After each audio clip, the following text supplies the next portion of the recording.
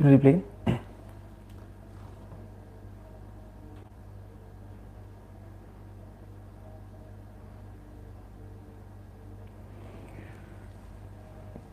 Assalamualaikum warahmatullahi wabarakatuh. Halo sahabat-sahabat sebuah kisah misteri. Jumpa lagi bersama saya Rio Wijaya. Spesial di malam minggu ini saya akan menemani sahabat-sahabat semua di live streaming yang kita mulai di jam 19.55. Di jadwal kita akan memulai kisah ini di jam 20 ya. Tapi tidak apa-apa lah, saya awal 5 menit. Sembari nunggu sahabat-sahabat yang belum bergabung, boleh ayo segera bergabung. Saya mau cek dulu nih untuk suaranya pas nggak kedengeran di sana? Atau ada kendala di mikrofon yang saya gunakan? Aman nggak kira-kira untuk suaranya?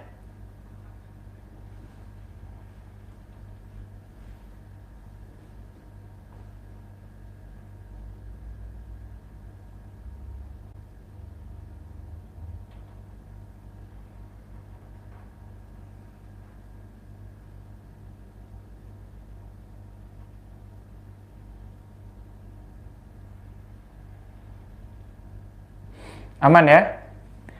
Oke, malam ini saya akan melanjutkan live streaming yang kemarin sempat terhenti karena ada sedikit kendala gangguan ya. Padahal lagi enak-enaknya kita nge-live, saya lagi ngeceritain kisah misteri kuncen pesugihan, lalu view-nya pun sahabat-sahabat bergabung pada malam itu sangat luar biasa sekali.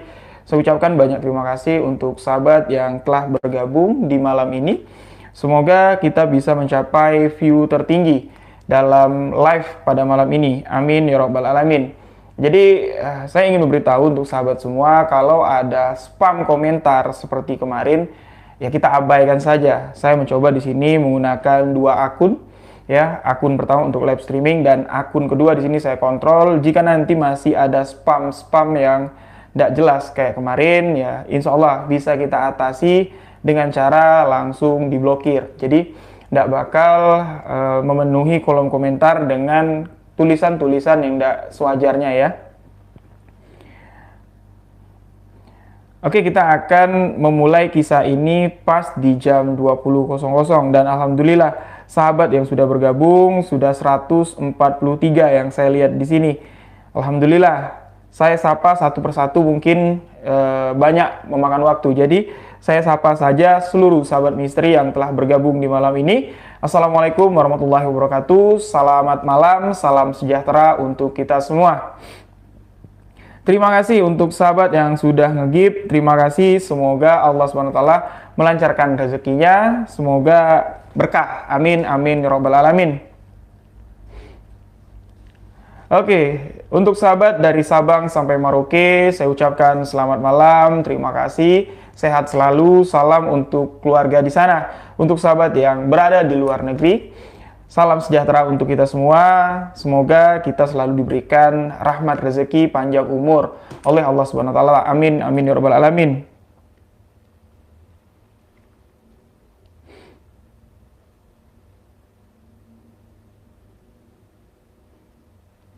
Untuk sahabat-sahabat yang udah ikut PO t-shirt, insya Allah hari Senin t-shirt udah bisa saya ambil di sablon dan mungkin akan dikirimkan itu di hari Selasa ya.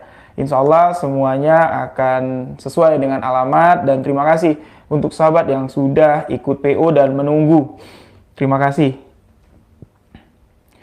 Terima kasih untuk sahabat yang telah nge-gift. Ini sahabat kita dari Palopo. Terima kasih, semoga murah rezeki, panjang umur, berkah untuk kita semua. Terima kasih lagi untuk Tuti Syekh Hermani.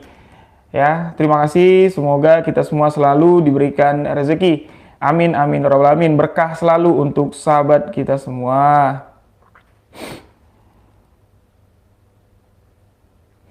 Oke, waktu sudah menunjukkan jam 8 malam ini, jam 20.00 waktu Indonesia Barat. Saya akan memulai kisah part kedua jadinya ya. Kelanjutan kisah dari kuncen pesugihan yang meninggal di rumah sakit dan menyebabkan malam itu seluruh orang yang ada di rumah sakit merasakan merinding yang sangat luar biasa sekali. Nah,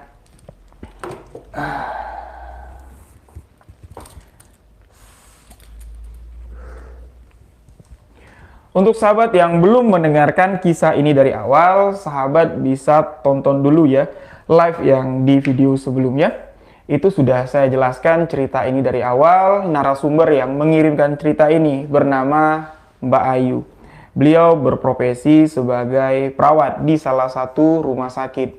Yang mana Mbak Ayu ini mengalami sebuah kejadian misteri yang sangat menakutkan sekali. Pertama kali di dalam hidupnya dia berurusan dengan hal seperti ini. Namun apa yang dialami Mbak Ayu, kengerian, ketakutan yang dialami oleh Mbak Ayu, ini lebih jauh dirasakan mengerikan ya oleh salah satu karyawan juga yang ada di sana, tepatnya seorang security penjaga ruang ICU VIP yang ada di sana. Beliau mengalami kejadian yang lebih mengerikan dari yang dialami oleh Mbak Ayu. Memang singkat sekali waktu kejadian ini terjadi, cuman beberapa saat, tapi beberapa saat itu, waktu itu, kejadian itu melekat di ingatan sahabat kita Mbak Ayu ini sampai hari ini. Dan sudah saya jelaskan dari kemarin bahwa saya belum mendapatkan email balasan ya dari Mbak Ayu untuk menanyakan lebih lanjut lagi gimana sih kronologi tepatnya, karena ada beberapa kejadian yang cukup mengerikan sekali yang patut saya pertanyakan ya. Bukan kebenaran dari cerita ini, saya yakin ini adalah sebuah kisah nyata karena setiap saya membawakan kisah yang memang ada chemistry-nya dengan saya, horornya itu kerasa banget. Mulai dari pembuatan video itu banyak sekali gangguan seperti tadi malam. Kami sudah berusaha dari jam 12 malam sampai jam 4 subuh. Ya, beberapa kali mengulang take, ini gagal terus. Ada aja lah kesalahan, tiba-tiba frame warna di kamera kami tiba-tiba berubah, tidak sekontras biasa. Warnanya ya tiba-tiba berubah, tidak enak lah dilihat. Lalu setelah diperbaikin, audio pula tak masuk. Jadi ya banyak kendalanya dan akhirnya saya memutuskan untuk melanjutkan kisah ini di live streaming. Saya memulai di live streaming dan saya akhiri di live streaming pada malam hari ini.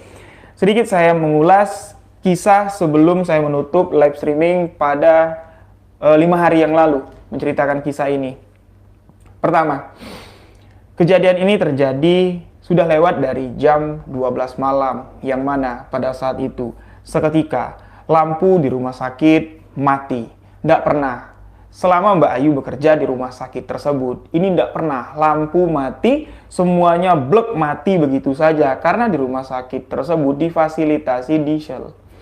Ya, diesel dengan kapasitas besar. Jika mana lampu tegangan listrik dari PLN, dari gardu ini turun, seketika diesel itu akan menyambung arus listrik dan tidak menyebabkan kematian listrik, kepadaman listrik ini berkepanjangan. Tapi di malam itu listrik di rumah sakit ini padam kurang lebih sekitar 15 menit. Dan yang lebih mengherankan Mbak Ayu, sistem komputerisasi yang ada di sana ini sudah dilengkapi dengan teknologi yang mana jika lampu mati, sistem komputerisasi di sana ini tidak ikut mati. Mereka di sini ada watt cadangan yang bisa bertahan kurang lebih sekitar 5 menit, bertahan sampai diesel atau genset ini menyala. Tapi pada malam itu, ketika lampu mati, seluruh aliran listrik yang ada di sana putus semua. Komputer mati, segala macam mati, dan menyebabkan kepanikan yang sangat luar biasa sekali dirasakan Mbak Ayu. Dan di saat itu, di ruangan VIP kelas ICU, ini cuma satu kamar yang terisi pasien, yaitu kamar nomor 1 VIP kelas yang ditempati oleh Kinarto. Di ruang depan kamar VIP kelas ini ada seorang anak Kinarto yang bernama Mbak Sri, yang selalu menjaga Kinarto dari 35 hari ke belakang. Ya, Mbak Sri inilah yang selalu ngejagain bapaknya. Dan di ruang jaga perawat, di ruang VIP kelas ICU ini, itu sedang berjaga 3 perawat. Salah satunya Mbak Ayu dan kedua rekan Mbak Ayu ini perempuan semua, namanya tidak disebutin sama Mbak Ayu, jadi 2 orang itu perempuan. Nah, ketika lampu mati, Mbak Ayu ini sedang duduk di bagian depan ruang penjagaan, di kursi bertiga sama temennya. Seketika lampu mati, blek, lampu mati. Mbak Ayu di sini sempat ngobrol nih sama temannya, bertanya, gimana nih, lampu mati, apa yang harus kita lakukan? Coba panggil Pak John. Pak John adalah security yang berjaga di depan. Ayu di sini ngomong sama temannya, walaupun tidak dapat melihat wajah temannya karena gelap ya. Ayu bertanya sama temannya, Pak John, udah kamu aja yang panggil.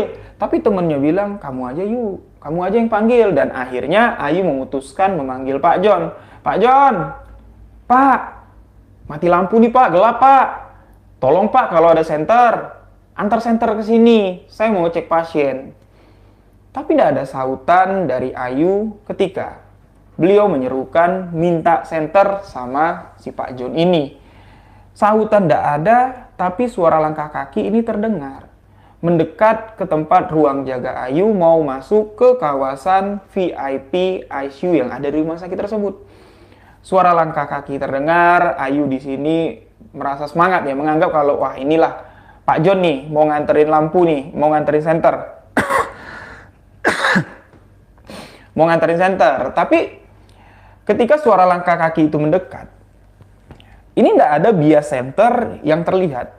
Masa iya sih Pak John gelap-gelapan jalan di lorong rumah sakit ini, masa nggak nabrak sih? Ayu di sini berpikir, ya mungkin Pak John ini menghemat daya senternya, jadi berjalan mendekat tanpa adanya pencahayaan. Tapi semakin dekat suara langkah kaki itu, suara hiruk pikuk pun di sini semakin terdengar. Sorry, sebentar.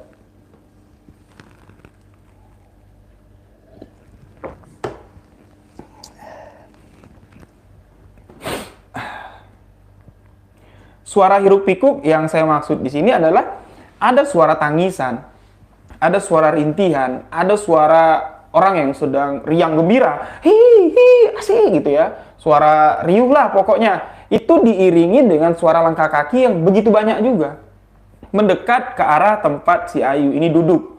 Nah, semakin suara itu mendekat, Ayu yang posisinya duduk di paling pojok, ini dekat jendela kaca besar pembatas antara dari ruang jaga perawat dengan lorong untuk menuju ke kamar-kamar pasien ICU VIP. Ini dia duduk di kaca, di pinggir kaca itu, melihat seketika yang lewat di samping kaca itu bukannya Pak John yang mau mengantarkan senter, melainkan sosok perwujudan yang sangat mengerikan dan rame.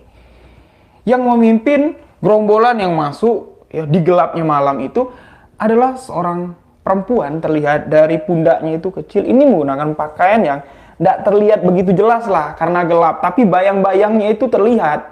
Itu ada sosok yang rame, mendekat, dan suara hiruk pikuk itu berasal dari rombongan ini.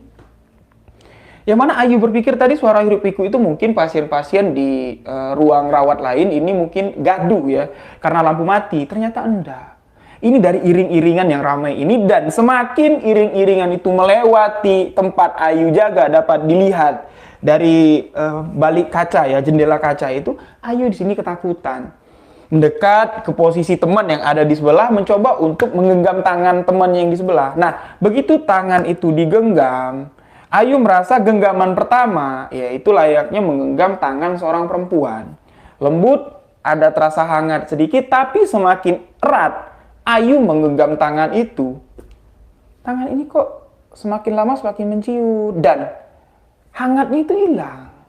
Malah di sini terasa kayak dingin dan Ayu merasa kalau yang digenggamnya itu bukan tangan manusia, melainkan seperti tangan tengkorak, tulang yang digenggam sama Ayu.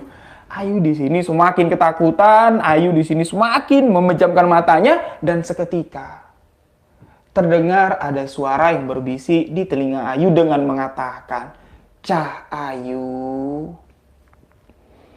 kamu ndak usah takut, Cah Ayu. Kami datang ke sini cuman untuk menjemput, bukan untuk mengganggu. Cah Ayu, kamu jangan takut." Seketika suara itu menghilang, lampu yang ada di rumah sakit tersebut pun menyala. Ketika lampu menyala, Mbak Ayu yang posisinya ini terasa masih menggenggam sesuatu di tangannya, ketika beliau membuka mata, karena sekeliling tempat ini udah terang ya dengan cahaya, beliau di sini tidak menemukan ada satu orang pun di samping Mbak Ayu. Dua orang temannya yang berjaga di sana tidak tahu menghilang kemana dalam gelap malam pada saat itu. Mbak Ayu melihat ke sisi sebelah kiri, sebelah kanan, mencoba untuk mencari, tapi sama sekali tidak dapat menemukan di mana temannya pada malam itu. Mbak Ayu di sini sempat berpikir beberapa detik dan Mbak Ayu langsung ingat bahwa di ruang VIP, di ICU VIP, ini ada satu orang, ada satu pasien, yaitu Kinarto. Mbak Ayu takut ada satu hal yang terjadi sama Kinarto. Bergegaslah Mbak Ayu keluar dari ruang jaganya, keluar dari ruang jaga, masuk ke lorong, masuk ke ICU itu untuk menuju ke kamar 1 ruang VIP ICU.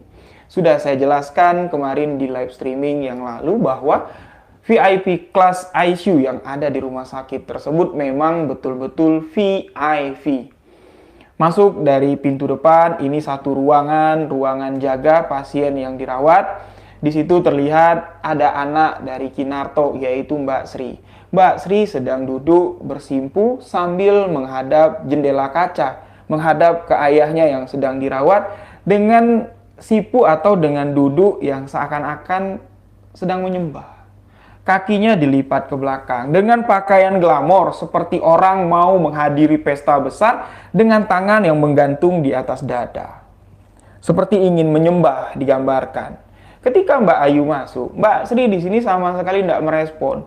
Matanya terpejam sembari air mata di sini terus bercucuran. Mbak Ayu lewat, Mbak Sri sama sekali tidak merespon. Seakan-akan tidak sadar kalau Mbak Ayu ini mau masuk ke dalam. Mbak Ayu tidak terlalu dia memikirkan Mbak Sri ngapain, terserahlah. Ya, bodoh amat lah, dia langsung masuk, membuka pintu, langsung mengecek ke pasien. Seketika sudah ada di dalam nih Mbak Ayu. Dia merasa kalau hawa ruangan tersebut kok dingin sekali. Ya, kalau tadi mati lampu itu 15 menit yang lalu, AC mati dalam waktu 15 menit, ini ruangan yang tertutup pasti udah agak pengap lah. Kok ini kayak AC-nya nggak mati-mati ya dari tadi. Dingin sekali. Lantas Mbak Ayu melangkah mendekat ke keranjang Kinarto. Kinarto yang tengah terbaring di atas ranjang, didekatin sama Mbak Ayu. Di situ dari alat detak jantung terlihat kalau itu sudah tidak ada detak jantung lagi. Detak jantung dari pasien ini sudah tidak ada lagi. Dicek dengan denyut nadi. Dipegang, ternyata Kinarto sudah meninggal dunia. Dipastikan sudah. Dengan pengecekan secara manual ya, dengan secara langsung, Kinarto meninggal dunia. Lantas, perlahan Mbak Ayu keluar dari ruangan tersebut, mendekat ke Mbak Sri yang masih duduk tersipu, dengan tangan digantung di atas dada, seakan-akan ingin memberikan sembah. Mbak Ayu ikut duduk di samping Mbak Sri. Dengan tangan sebelah kiri merangkul Mbak Sri, sembari dengan kata-kata yang lembut, dengan ucapan yang pelan, tidak mau mengagetkan, berbisik di telinga Mbak Sri dengan mengatakan, "Mbak Sri, ini Ayu, Mbak. Ayu barusan ngecek Bapak. Bapak, Mbak. Bapak sudah meninggal dunia. Mbak yang sabar, yo." Awalnya, ini tidak ada respon dari Mbak Sri. Cuman air matanya terus bercucuran, terus terlihat deras sekali bercucuran ketika mendengar bisikan dari Mbak Ayu. Sekali lagi, Mbak Ayu berucap, "Innalillahi wa inna ilaihi raji'un, Mbak. Bapak sudah meninggal." Baru di sini Mbak Sri menurunkan tangannya, membuka mata dan menoleh ke arah Mbak Ayu dengan mengatakan, "Iya, Ayu, aku sudah tahu. Bapakku sudah dijemput. Bapak sudah pergi. Sudah waktunya Bapak dijemput." Awalnya di sini Mbak Ayu ingin menanyakan dengan jelas, "Maksud kamu apa? Apa kamu sudah tahu kalau bapakmu sudah meninggal di dalam? Lantas kenapa kamu tidak ngelapor ke ruang jaga? Biar ada bantuan lah ketika pasien kritis. Kenapa malah kamu kok berdiam diri dengan seakan-akan menyembah?" Sebenarnya itu yang ingin ditanyakan sama si Mbak Ayu. Tapi dia tidak berpikir panjang, dia ingin lapor dulu nih. Dia mau lapor ke dokter, biar dokter bisa ngecek lebih intensif lagi. Nah, keluarlah si Mbak Ayu ini dari ruang VIP, mau menuju ke ruang penjagaan lagi, baru sampai di tengah jalan. Mbak Ayu di sini terhenti langkahnya karena mendengar suara, "Tolong yuk! Ayo, tolong! Tolong kami! Tolong!" Sontak di sini si Mbak Ayu ini merinding dia tiba-tiba. Ini suara siapa lagi nih? Suara siapa lagi yang menyeruku meminta tolong? Sepintas dia teringat kejadian beberapa menit yang lalu, melihat banyak sekali makhluk-makhluk mengerikan masuk menuju ke arah lorong belakang dari sumber suara tersebut. Mbak Ayu berpikir, jangan-jangan ini godaan dari makhluk gaib. Ndak mau aku, bodoh amat. Nah, ditinggallah sama Mbak Ayu suara teriakan minta tolong. Lantas, ketika Mbak Ayu sudah masuk ke ruang penjagaan, nelpon dokter jaga yang ada di IGD. Ingin melaporkan bahwa pasien di ruang ICU ini meninggal dunia. Kinarto, tolong dicek. Nah, setelah memberikan laporan, lagi-lagi di sini terdengar suara minta tolong. Tolong yuk, ayo, siapa aja yang dengerin, tolong kami. Kami di sini dikunciin, tolong kami terjebak di sini. Nah, baru Mbak Ayu ini berpikir, jangan-jangan ini temanku nih. Ini dua temanku nih. Mereka nih di mana gitu. Dicarilah sama si Mbak Ayu dan akhirnya beliau menemukan temannya di bagian belakang ruang penjagaan di dekat lorong keluar ya dari ICU VIP ini itu ada kamar mandi. Nah, di situ ternyata teman si Mbak Ayu ini ada. Dibuka pintu kamar mandi, itu ternyata memang terkunci dari luar. Sekali dibuka, dua orang teman Mbak Ayu di sini wajahnya sudah pucat. Sudah menangis. Mereka ketakutan sekali dengan bibir gemetar mengatakan, "Kamu kemana aja, Yu? Kok kamu nggak dengar kami teriak dari tadi minta tolong? Takut, Yu. Ada yang ngunciin kami, Yu. Siapa? Tolong, Yu. Kami mau kabur." Nah, kaburlah dia dari kamar mandi. Mbak Ayu mengatakan kalau pasien kita di ICU meninggal dunia. Sontak mereka kaget. "Loh, kok bisa? Kenapa? Kenapa? Ayo ke sana." Masuklah lagi mereka bertiga ini ke dalam ruang ICU. Dokter masuk melakukan pengecekan dan ternyata ya memang ya Kinarto ini sudah meninggal. Menurut dokter ini sudah kurang lebih sekitar 20 menit yang lalu dan analisa dokter di sini mengatakan mungkin ada kaitannya ya ini dengan kematian listrik yang secara mendadak dan tidak bisa hidup kurang lebih sekitar 15 menit. Mungkin alat bantu pernapasannya di sini tidak berfungsi dengan baik, jadi serangan jantung mendadak ya, gagal jantung lah, karena Kinarto ini kan sakit jantung, gagal jantung ya menyebabkan beliau meninggal dunia karena kejutan tadi. Nah, jadi diberitahu sama pihak keluarga yaitu Mbak Sri ya, satu-satunya yang ada di sana. Jadi almarhum ini gimana nih? Ya, mau menunggu, ada yang mau ditunggu di rumah sakit atau ingin segera dibawa pulang. Mbak Sri mengatakan, tidak ada yang harus ditunggu. Semuanya sudah berlalu. Ya sudah, sepatutnya sekarang jenazah almarhum ayahku kubawa pulang. Dibawa pulanglah jenazah. Nah, jadi ketika Mbak Sri ini tengah menunggu persiapan, ya ambulan segala macam, Mbak Sri disamperin lah sama si Mbak Ayu. Beliau mengucapkan rasa turut bela sungkawa ya atas kepergian almarhum Kinarto yang mana beliau sudah dirawat sama Mbak Ayu di setiap malam karena Mbak Ayu ini kan shift malam. Kurang lebih sekitar 36 hari ya Kinarto dirawat di sana. Mbak Sri pun selalu bertemu, berinteraksi, akrab, dekat dengan si Mbak Ayu. Ya, mengucapkan bela sungkawa dan sedikit ada pertanyaan dari Mbak Ayu untuk Mbak Sri khusus, pertanyaan yang khusus. Mbak Ayu bertanya, "Maaf Mbak, mungkin aku kurang sopan." "Apa, Dek? Apa yang ingin kamu tanyakan?" "Waktu lampu mati, kok Mbak sama sekali tidak ngerespon? Sama sekali tidak panik, bahkan ketika lampu menyala, aku ngecek keadaan Bapak, Mbak seakan-akan tengah melakukan sesuatu. Apa yang sebenarnya terjadi Mbak? Atau jangan-jangan, apa yang kurasakan, apa yang kulihat, dan apa yang terjadi, ini sesuai dengan apa yang pernah kamu ceritakan tempo hari, kalau Bapakmu yang ada di dalam, itu tinggal jasadnya saja. Sedangkan sukmanya, ini sudah keluar dan menunggu untuk dijemput. Apakah malam ini malam penjemputan bapakmu. Mbak Sri mengangguk dan mengatakan, iya, sudah kuberikan kamu signal bahwa malam ini akan sedikit berat, namun ini adalah akhir dari segalanya. Dan yang akan mengalami semua ini bukan aku, kamu, dan bapak saja, tapi seluruh orang yang ada di rumah sakit ini. Karena kamu, Dek. Karena kamu telah membuang rokok kemenyanku keluar dari ruang ICU. Itulah yang menyebabkan semua yang ada di sini, kita semua yang ada di sini mengalami satu hal yang mengerikan dalam satu waktu yang sama. Untung saja sosok yang ingin menjemput bapakku ini tidak salah jemput. Nah, mendengar itu, Mbak Ayu ini ingin tahu lebih jauh lagi, lebih dalam lagi. Dia mau tahu lagi, tapi Mbak Sri di sini menahan dengan mengatakan, kalau kamu mau tahu, kalau kamu masih penasaran, aku kasih tahu. Karena aku mengucapkan banyak terima kasih sama kamu ini. Karena kalau tidak ada pertolongan kamu, semua ini bakal berantakan.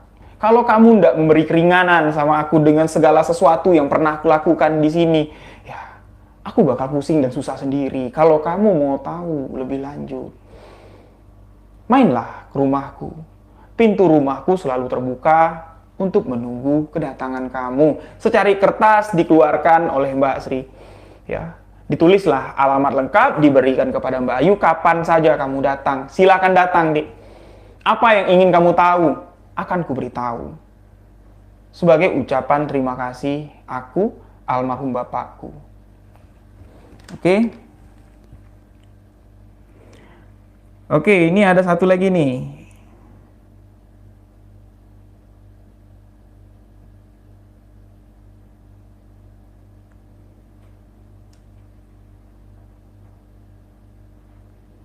Wah, ini ada gangguan lagi ya. Mampir ke Aziz Official.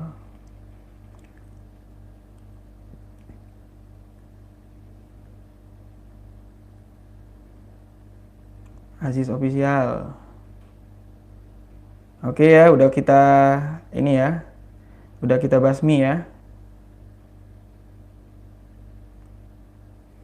Oh, ini orang live juga ya.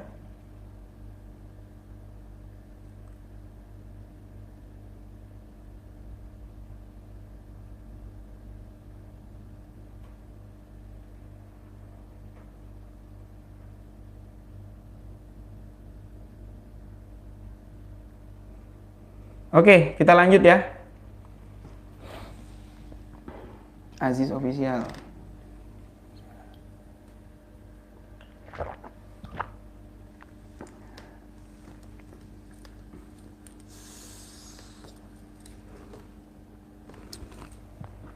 Oke, lanjut.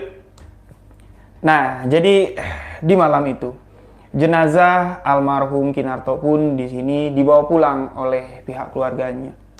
Dan Mbak Ayu, di sini beliau kembali melanjutkan dinas pada malam itu. Dan di sini Mbak Ayu kan penasaran nih dengan kejadian ketika lampu mati. Apa sih yang sebenarnya terjadi? Teman-temanku ini kemana? Dan Pak John, si security, ini ketika jenazah ini mau dikeluarkan dari ruang ICU VIP, Pak John ini dicari tidak ada, menghilang. Pak John ini kemana? Nah, di sini Mbak Ayu mendapatkan jawaban dari misteri itu semua. Jadi, menurut penuturan dari temennya si Mbak Ayu, mereka ini keluar dari ruang jaga itu sebelum lampu mati loh. Mereka keluar dari ruang jaga dan mereka ini berpamitan sama Mbak Ayu. Yuk, kami ke belakang dulu ya, ke WC dulu ya, mau kencing. Ya, aku juga sekalian nemenin, kata temen yang satunya. Ya, tinggallah Mbak Ayu ini seorang diri. Nah, di jalan, begitu mereka ini masuk ke dalam WC, ya, WC itu ada pintu besar, baru di situ ada satu WC, ada pintunya, satu WC ada pintunya. Di bagian tengah lah jatuhnya, di situ ada wastafel, ada kaca besar untuk cuci tangan, untuk ngaca lah. WC perempuan biasalah, tahulah sahabat-sahabat ya. Jadi begitu mereka masuk, nah mereka tidak sadar kalau pintu bagian depan, bagian utama dari WC tersebut ini ada yang mengunci dari luar. Dan ketika lampu mati, mereka di sini pontang-panting. Ya, mencoba untuk keluar, dobrak pintu, buka pintu, tapi nggak bisa. Teriak sekuat-kuatnya. Mereka nggak bisa. Ya, menarik perhatian orang di luar. Manggilin Mbak Ayu ini berkali-kali. Selama lampu mati, mereka nggak berhenti untuk berteriak. Yuk, tolong yuk, tolong yuk, tolong yuk. Tapi nggak didengar sama si Mbak Ayu. Itu pengakuan dari mereka ini. Tapi, yang dialami, yang dirasakan sama Mbak Ayu, berbeda. Ketika lampu mati, Mbak Ayu ini masih berkomunikasi dengan salah satu temannya dengan mengatakan, gimana nih kita nih lampu mati? Panggil Pak John aja. Kamu aja yang panggil yuk. Malah ada komunikasi seperti itu. Jadi siapa yang berkomunikasi dengan Mbak Ayu ini siapa? Sedangkan pada saat Mbak Ayu berkomunikasi, panggil Pak John saja, itu temannya sudah terkurung di kamar mandi. Siapa mereka? Dan tangan yang dipegang, yang digenggam erat sama Mbak Ayu itu siapa? Dan sosok-sosok apa yang datang ke rumah sakit tersebut yang wujudnya dilihat sama Mbak Ayu begitu menakutkan. Nah, kembali ke si Pak John. Jadi setelah jenazah dari almarhum Kinarto ini diurus, sudah dibawa sama ambulan, pihak rumah sakit di sini security yang lain mencoba mencari di mana sih Pak John ini. Orang lagi ada yang meninggal kayak gini, bukannya stay di tempat, nggak kayak biasa nih Pak John ini. Kemana Pak John? Nyarilah, tanya sana, tanya sini. Ternyata nggak ada. Nggak ada yang melihat Pak John sampai salah satu security punya feeling, punya firasat, yuk ke belakang yuk, kita cek kamar mayat. Ngapain ke kamar mayat tengah malam kayak gini? Nggak, feelingku kayaknya ada yang ganjil lah di kamar mayat. Nah, datanglah beberapa security ini ke kamar mayat dan dari kejauhan ini terdengar suara ngedor-ngedor dari dalam kamar mayat. Tolong, tolong, woi tolong buka pintu, tolong, aku di sini, tolong. Nah, mendengar itu, security yang nyari si Pak John ini berlari dia. Berlari, buka pintu kamar mayat dan ternyata di dalam itu Pak John. Dengan wajah yang sudah sangat pucat sekali. Dengan wajah yang penuh ketakutan. Begitu dibuka, Pak John di sini takbir dia. Allahu Akbar, Allahu Akbar. Kenapa baru sekarang dibuka? Ya Allah, ya Allah. Kalian kemana saja? Ditanya. Kok kamu bisa di sini, John? Kok bisa nyasar di sini? Diceritain lah. Setelah Pak John ini keluar dari kamar mayat, diceritain. Jadi, yang dirasakan, yang dialami sama si Wak John ini. Aduh, spam.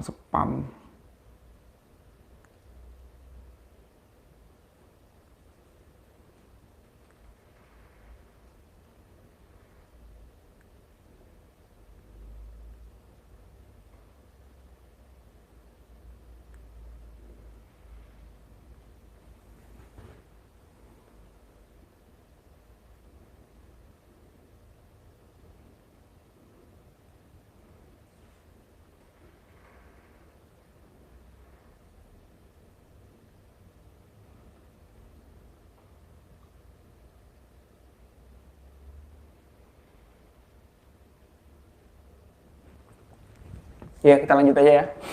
Nah, jadi ketika Pak John ini udah keluar nih, Pak John ini berceritalah sama teman-teman security-nya. Aduh, kalian kok lama sekali bukainnya. Aku udah nggak tahan lagi. Terus ditanya sama teman-teman security, kamu itu kok bisa nyasar ke situ, John? Kok kamu bisa masuk ke dalam kamar mayat? Kan jauh jaraknya dari tempat kamu jaga di VIP kelas ICU, masuk ke sini kan jauh. Nah, diceritain lah sama Pak John. Jadi begini. Di jam 12 malam lewat, Pak John ini stay di depan kamar VIP kelas ya. Seperti biasalah. Berdiri di sana untuk mengamankan situasi setempat. Nah, Pak John ini kedatangan tamu di tengah malam itu. Seorang perempuan tua parubaya dengan menggunakan pakaian yang sangat anggun sekali. Perempuan tersebut tidak sendirian, dengan rombongan. Ya, ada anak kecil, ada orang dewasa, ada perempuan, ada laki-laki. Ya, adalah sekitar 15 orang berjejer rombongan ini. Tapi yang memimpin seorang perempuan. Nah, ditanya sama Pak John, karena langkah mereka mengarah mau masuk ke VIP ICU yang ada di rumah sakit tersebut yang dijaga sama Pak John. Malam Bu, sapa Pak John. Mau kemana? Diam ibu ini, tidak menjawab. Jalan aja terus, dicegat sama Pak John. Maaf Bu, kalau mau masuk ke dalam, ibu tidak bisa sekarang. Karena jam besuk ini sudah habis. Kalau mau besuk pasien yang ada di dalam, besok pagi aja Bu. Besok pagi lagi datang ke sini, ibu bisa masuk. Wanita tua tersebut menoleh ke arah Pak John dengan mengatakan, aku datang tidak mengganggu. Aku datang ke sini cuma untuk menjemput. Siapa yang mau dijemput Bu? Tidak bisa. Malam-malam kayak gini pokoknya tidak bisa masuk. Dan seketika wanita parubaya yang ada di hadapan Pak John dengan menggunakan pakaian yang rapi, ini seketika berubah. Wujudnya itu berubah. Wajah tuanya itu ya, wajah manusianya itu seketika berubah seperti tengkorak, pakaian bajunya di sini berubah compang-camping dan tubuhnya itu kurus kering layaknya tengkorak. Nah, pasukan atau rombongan yang ada di belakang ibu-ibu ini tadi, dua orang lelaki yang bertubuh besar ini berubah layaknya seperti genderuwo. Dengan tubuh besarnya, ini maju ke depan berhadapan dengan Pak John. Pak John di sini diangkat, dinaikkan ke atas tandu dan seketika yang dilihat sama Pak John ini gelap gulita. Pak John merasa sedang dibawa di atas tandu tapi tidak tahu arahnya kemana dan seketika Pak John sudah masuk ke dalam kamar mayat. Ketika lampu menyala, Pak John melihat jenazah yang ada di kamar mayat itu ada 3 jenazah yang baru diletakkan di kamar mayat, baru meninggal. 2 korban kecelakaan, 1 meninggal karena sakit di rumah sakit tersebut. Ini seketika kain penutupnya tiba-tiba terbuka. 2 jenazah yang meninggal kecelakaan, ini tangan dengan kakinya ini terjuntai ke bawah. Keluar dari tempat tidurnya, itu membuat Pak John histeris ketakutan. Aku nggak tahu siapa yang bawa aku ke sini. Nah, itu yang dialami sama Pak John. Sekilas memang kejadian tersebut, tapi membuat Pak John merasa hampir gila dan tidak dapat memecahkan misteri siapa yang mengantarkan aku ke sana. Itu yang dialami oleh Pak John. Belum lagi nih sahabat-sahabat, yang dialami oleh seluruh pasien yang ada di rumah sakit tersebut. Mereka semua merasakan merinding, mereka semua merasakan kehadiran sosok makhluk astral yang sangat mengerikan sekali. Makhluk astral tersebut dapat mereka lihat dan dapat menyentuh tubuh pasien-pasien yang khususnya pasien terbaring di atas ranjang rumah sakit tersebut. Seluruhnya mengalami seakan-akan dalam waktu bersamaan sosok makhluk gaib itu datang menemui setiap pasien dan ingin menjemput pasien tersebut. Ada yang kakinya ditarik oleh sosok mengerikan, ada tangannya, ada badannya itu dari mau digendong, tapi seketika sosok itu menghilang, melepaskan pegangan mereka dan lenyap. Itu membuat mereka merasa merinding ketakutan. Dan ternyata makhluk-makhluk gaib yang ada di sana tengah mencari sesuatu. Dan sesuatu yang dicari oleh makhluk gaib tersebut ini dijelaskan, diceritakan dengan detail oleh Mbak Sri ketika Mbak Ayu berkunjung ke rumah Mbak Sri 1 hari setelah almarhum Kinarto dimakamkan. Di siang hari sekitar jam 11 siang. Mbak Ayu ini kan selesai dinasnya di ICU itu jam 11 siang, gantian dengan perawat lain. Mbak Ayu dia tidak pulang ke rumah. Ya, dia ngelihat alamat di secari kertas yang ditinggalkan oleh Mbak Sri. Oh, ini alamatnya. Minta antar lah si Mbak Ayu sama Kang Ojek yang ada di depan rumah sakit. Ya, setelah diantar, tibalah di sebuah rumah besar. Tempat tinggal dari Mbak Sri. Apa yang diucapkan Mbak Sri dengan mengatakan, pintu rumahku selalu terbuka untuk menunggu kedatangan mudik. Datanglah, datanglah ke rumahku. Itu benar. Entah waktunya bertepatan atau gimana, ketika Mbak Ayu datang, Mbak Sri ini sudah ada di depan pintu rumahnya. Tersenyum menyambut kedatangan Mbak Ayu. Masuklah. Mbak Sri ini membawa Mbak Ayu untuk masuk, duduklah di ruang tamu dengan sofa yang begitu mewah, dengan sofa yang begitu besar. Tidak banyak yang ditanya sama Mbak Ayu, beliau di sini hanya mendengarkan apa yang sebenarnya terjadi pada malam itu. Mbak Sri memulai cerita bahwa sebenarnya kalau saja di malam ke-15 itu kamu tidak membuang rokok lisom, rokok komenyan yang kubakar untuk bapakku di dalam ruang ICU, mungkin saja kejadian ini tidak dirasakan oleh orang-orang yang ada di sana. Kejadian ini tidak dialami oleh teman-temanmu, oleh orang yang ada di sana, ya, oleh pasien. Karena rokok lisong yang kubakar dengan kemenyan itu sebagai penanda, disinilah tempat kalian akan menjemput. Inilah yang kalian mau jemput. Tapi rokok lisong itu kan ketika terbakar, ini tiba-tiba dibuang, kamu buang keluar, dan seketika aromanya itu kan menyebar dengan cepat. Nah, setiap aroma itu menyebar, ya, setiap aroma itu menyebar,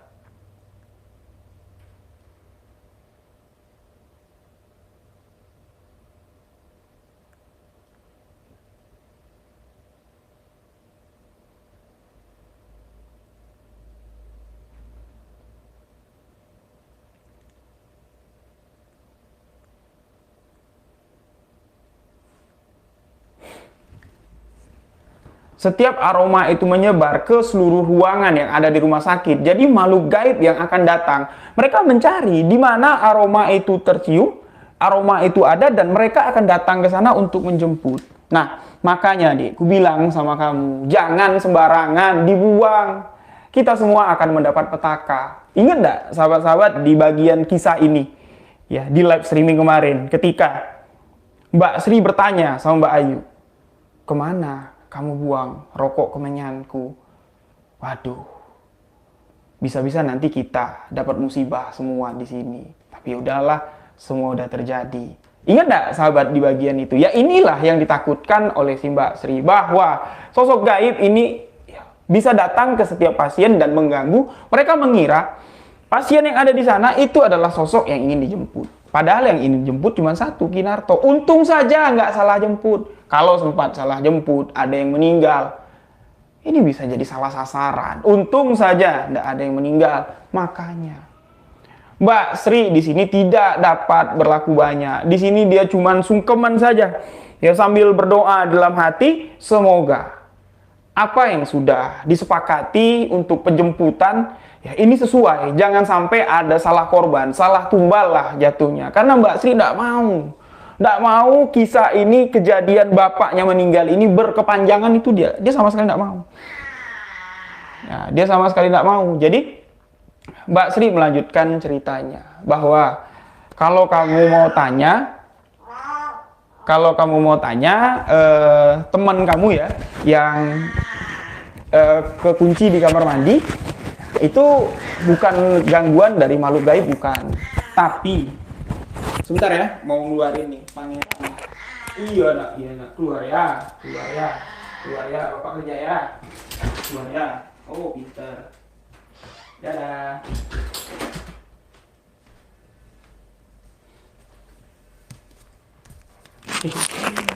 Tadi empusku, dia selalu tidur di studio ini, nemenin aku. Ya, tadi dia lagi tidur, kita mau live, nggak enak kalau bangunin dia ya. Jadi dia bangun dulu baru dikeluarin. Oke, kita lanjut ya. Nah, jadi untuk temen Mbak Ayu yang dua ini, ya, temennya yang dikunciin di kamar mandi, itu sengaja Mbak Sri yang ngunciin temennya. Sepintas dia ngelihat ada yang masuk kamar mandi, itu dua orang perawat yang lain. Mbak Sri ini tidak mau kalau dua perawat ini melihat dengan jelas kejadian ini. Ya, lebih baik dikunciin lah di kamar mandi sampai waktunya selesai nanti mau dibuka sama Mbak Sri. Tapi dia lupa karena dia dalam heningnya dalam dalam meditasi untuk melepas kepergian bapaknya, sampai-sampai dia lupa kalau dua orang perawat itu masih terkunci di kamar mandi. Tapi kalau Pak John, menurut penjelasan dari Mbak Sri, ini memang interaksi langsung dari sosok makhluk gaib tersebut, dari iringan atau arah-arahan makhluk gaib yang ingin menjemput bapakku. Mereka berinteraksi langsung dengan Pak John karena Pak John ini menghalangi langkah mereka dan Pak John dipindahkan. Untung saja dipindahkan ke kamar mayat. Kalau dipindahkan ke alam lain, siapa yang mau tanggung jawab? Itu semua memang ada kaitannya dengan kepergian dari almarhum bapakku, Kinarto, si Kuncen Pesugihan. Jadi, pertanyaan terbesar sekarang ini akan muncul, sahabat-sahabat. Ya, pertanyaan terbesar dalam dirinya si Mbak Ayu di sini muncul. Sahabat-sahabat ingat, ketika Mbak Sri ini mengutarakan bahwa aku ini anak tuntunan, aku dituntut akan mewarisi pesugihan ini, ya, sebagai kuncen pesugihan ini. Tapi jangankan untuk menjadi kuncen pesugihan, tapi untuk menyadarilah atau menerima kenyataan kalau bapakku atau kami ini pewaris dari ilmu hitam ini, itu aku tidak bisa terima. Tapi ya tidak bisa ditolak juga, sudah takdir. Ini ditanya langsung sama Mbak Ayu. Jadi Mbak, bapak kan sudah meninggal, sekarang gimana? Apakah kamu pewaris dari kuncen pesugihan ini? Lalu Mbak, syarat-syarat, ritual-ritual yang dilakukan bapak tempo dulu, seperti kamu cerita, ini menumbalkan janin, seperti kamu sampaikan. Bapak ini gugurin janin orang untuk mendapatkan syarat pesugihan atau tumbal pesugihan. Itu apakah akan kamu lakukan? Apakah kamu bisa menolak? Dan gimana caranya? Nah, itulah yang sebenarnya ingin saya tanya dengan Mbak Ayu. Karena yang ditulis Mbak Ayu di dalam kisah ini cuman sepenggal, tidak jelas. Saya tidak yakin kalau jawaban dari Mbak Sri cuman sebatas ini. Simak baik-baik. Mbak Sri mengatakan, iyo dek, takdir yang tertulis ini memang tak seindah yang kubayangkan. Harta yang bergelimang, berlimpah seperti ini, itu ya sekarang kulihat setelah kepergian bapak tidak ada artinya. Karena apa yang kamu bilang itu tepat. Aku akan mewarisi apa yang telah dimiliki bapak. Kamu mau melihat tidak? Meja altar untuk bapak menerima orang-orang yang mau melakukan sembah pesugihan. Orang-orang yang mau mendapatkan kekayaan secara instan dengan menumbalkan janin. Mau melihat nggak? Mbak Ayu di sini menulis di dalam cerita, tidak. Aku cukup tahu dan tidak mau melihat. Tapi saya yakin masih ada kelanjutannya. Saya yakin sekali. Tidak mungkin Mbak Ayu ini, ya, yang saya rasakan, saya yang membawakan cerita ini, saya masuk ke dalam karakter Mbak Ayu. Mbak Ayu ini orangnya pemberani dan ingin tahu. Mbak Ayu ini orangnya ya, pengen tahu dengan apa yang terjadi dan tidak mau setengah-setengah. Buktinya dia nyamperin ke rumah Mbak Sri. Masa sudah di TKP loh.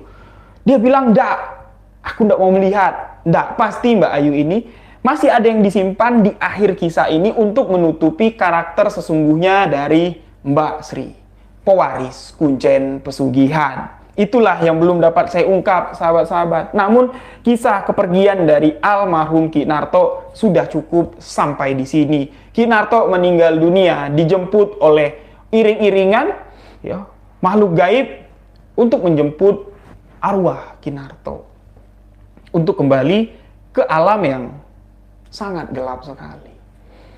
Sesuai dengan perjanjian seorang juru kunci, ya, ini akan pergi ke tempat dengan apa yang telah dijanjikannya dengan si pemilik pesugihan. Karena walaupun tidak melakukan ritual pesugihan, tapi sebagai juru tunjuk, mereka di sini berperan besar. Salah tidak salah di mata agama, wallahu a'lam bishawab, namun setiap sesuatu yang kita lakukan, sudah tahu kita itu jalan menyimpang, tapi tetap kita lakukan, itu tetap salah. Jadi, sebaiknya kita tahu salah, kita jauhi. Jangan kita lakukan. Nah, itulah ya. Sudah dapat selesai saya menyelesaikan kisah dari Kinarto ini dengan aman, lancar, alhamdulillah. Walaupun ini Aziz ini siapa sih? Ya, Aziz ini nanti kita bikin urusan lah ya. Sama Aziz ini siapa lah ya?